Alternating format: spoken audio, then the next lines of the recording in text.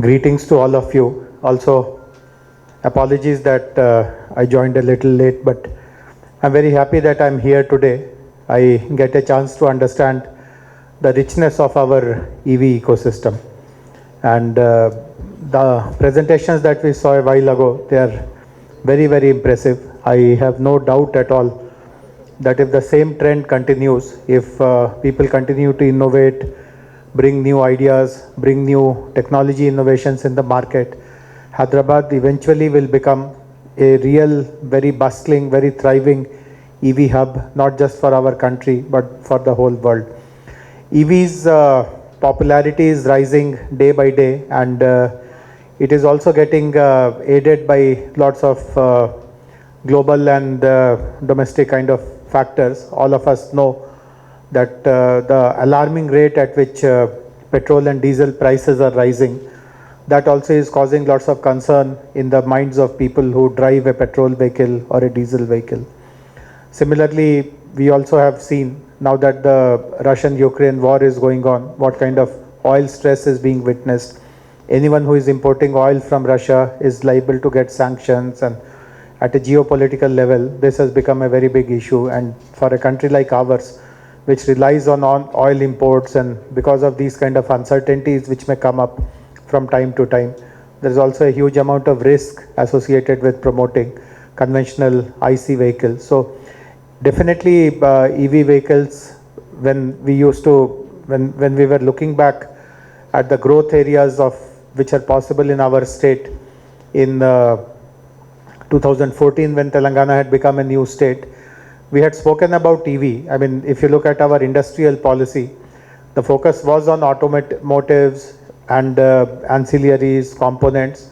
We had discussed about EVs, but in 2014, it still looked a bit distant.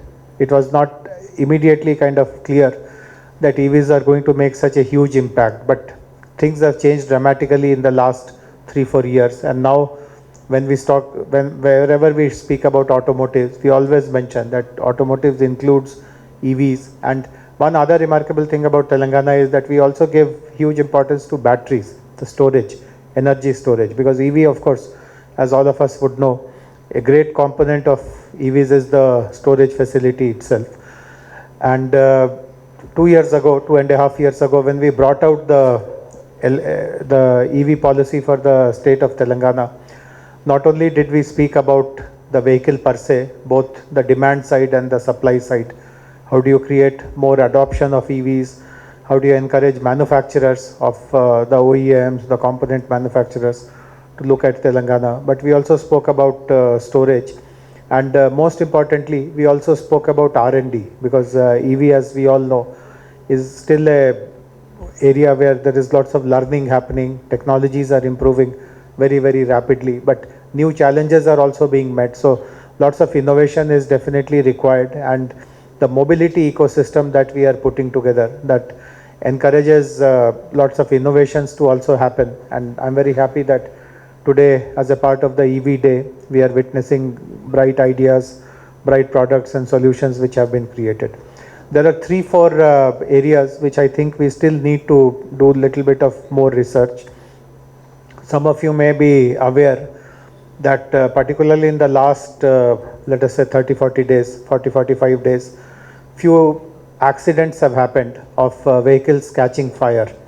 In fact, fortunately nothing has happened here in Hyderabad or Telangana, but I guess one happened in Bangalore, a couple of them happened somewhere else. So 4-5 accidents have happened, and if you really probe into what is happening, it is the batteries which are kind of overheating, and then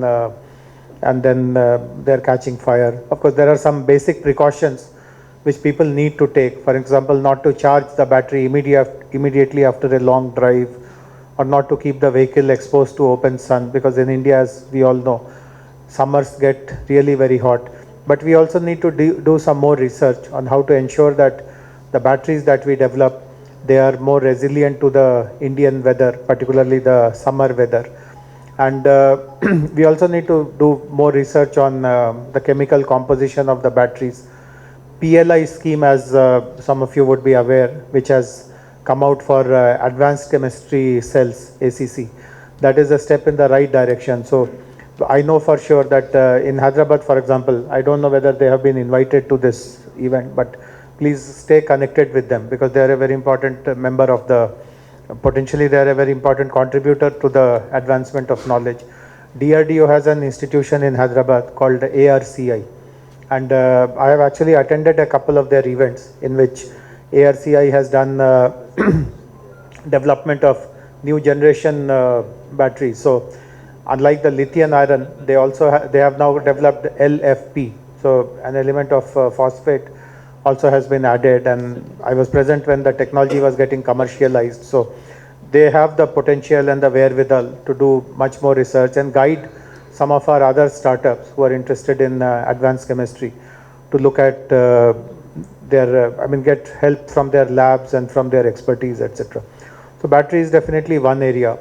In terms of design also, in fact, I have been very fortunate that particularly in the last 1 or 2 years, companies who have come up with new products, new solutions, they have invited me for their product launches or some demonstration, etc. And I've been very impressed to look at the designs. Every design that I look at seems so, I mean, it has been crafted with so much of creativity, so much of imagination, keeping the requirements of the customers in mind. But there is no end to it. Our people are doing great job. But when I also look at some of the international models and all, I still notice that there is a possibility of catching up and even doing better. So this is something which we also need to get into. One other area where I feel much more focus is required, and my colleague Gopal Krishna is working on it. When we developed the electric vehicles policy, we somehow missed out on the bicycle section. We spoke about two-wheelers, three-wheelers, four-wheelers. In fact, we are one of the first state which has a policy on tractors also. And I'm happy that companies like Celestial, isn't it? They manufacture tractors here. Similarly, Mahindra's, I don't know when will you start, but your senior leaders have been telling us that when you start manufacturing your own electric tractors with the help of that Japanese, the Mitsubishi technology transfer that you are doing, that will happen here only in Telangana, though I don't know when will you actually start. But as I said, we are one of the states which has covered rest of the range quite adequately, but for some reason we missed out on bicycles.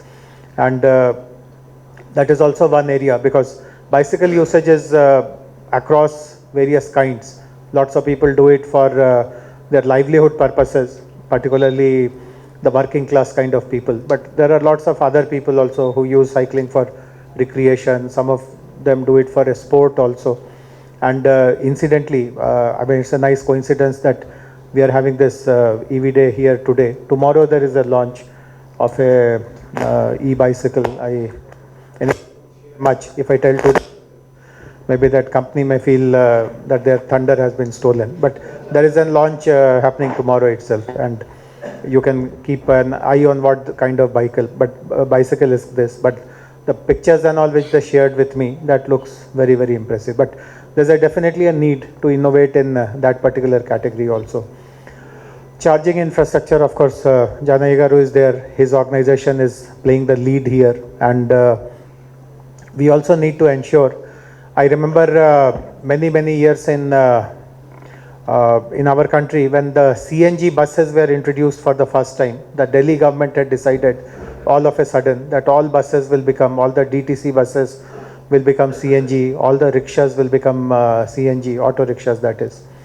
And I used to be a student in Delhi at that time, and I used to live in an apartment which was overlooking a petrol pump, a CNG station rather. And I would notice that whole night people will queue up and the vehicles will be moving at a snail's pace to get there. And it looked very, very sad that people have to queue up the whole night for this kind of facility.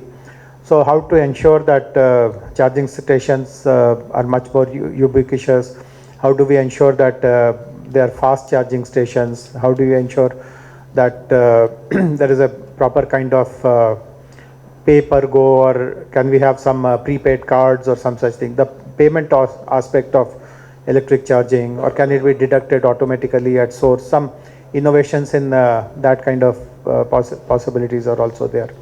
How do you also ensure more and more usage in the ride sharing kind of opportunities that people are witnessing. So whole range of open-ended issues are there, but I'm very happy that the entrepreneurs community, the innovators community, the startups that is, they have shown interest in this area.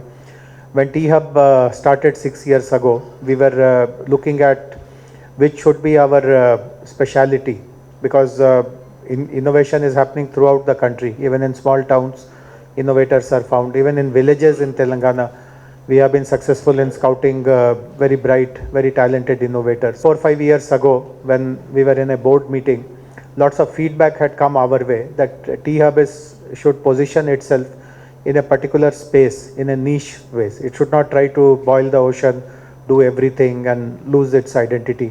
And we were looking at which are the areas where we should kind of concentrate. So life sciences is very obvious because Telangana is the life sciences hub. Life sciences came automatically. Agriculture also because of the presence of so many institutions, etc. So we were discussing, but I remember 5-6 years ago when we were having this discussion, clean tech was a very prominent area, which literally every board member mentioned, every board member supported, and at that point in time we agreed also that we should focus on clean tech. Similarly, we were developing another sister institution at that time, which is called RICH. I don't know if they have been called for this program or not. Yeah, but please involve them all the time, because they can be a very important conduit for you. Please introduce yourself later on. RICH is a government institution. While you are familiar with T-Hub, which is nice, but there is a sister organization called RICH, which also operates out of T-Hub. RICH stands for the Research and Innovation Circle of Hyderabad, RICH. And what RICH does is, as I mentioned a while ago about ARCI, there are at least 40-50 such high-class, top-class institutions in Hyderabad, R&D institutions in Hyderabad. There are life sciences focused institutions, agriculture focused institutions, pure sciences. Of course, lots of defense labs are here, as I mentioned. So top-notch institutions, top-notch knowledge centers, R&D centers. But what we have noticed is that a startup finds it very difficult to open their doors, because they are all scientists, they have their own mandate.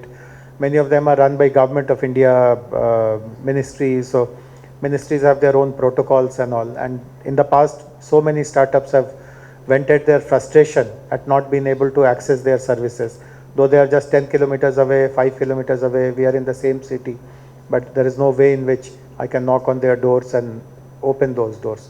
So RICH has been created exactly for this purpose. If you have an idea which requires some kind of a scientific validation or scientific partnership, or any kind of equipment which you require for testing, or some lab facility, or these institutions are well known. What happens there, what is contained there, who are the people who work there, is all on public domain. It's all available on RICH website as well. So if at all you require any kind of R&D support for any of your work, then do connect with RICH as well. They will be a very important conduit, as I said, for helping you in your journey. So, but nevertheless, I'm very happy that we have been able to meet like this. Very shortly, many of you who have done stellar work in promoting EV, creating EV products, doing some innovative work, many of you will be honored, and I'll be happy to be a part of the team which will be giving you those prizes, along with Janaya Garu, T-Hub CEO, Task CEO and others. And I was impressed when you mentioned that today is 9th April, and let us ensure that we start celebrating 9th April in a regular way, focused on EV. So I second this idea. And best wishes to all of you once again. Thank you.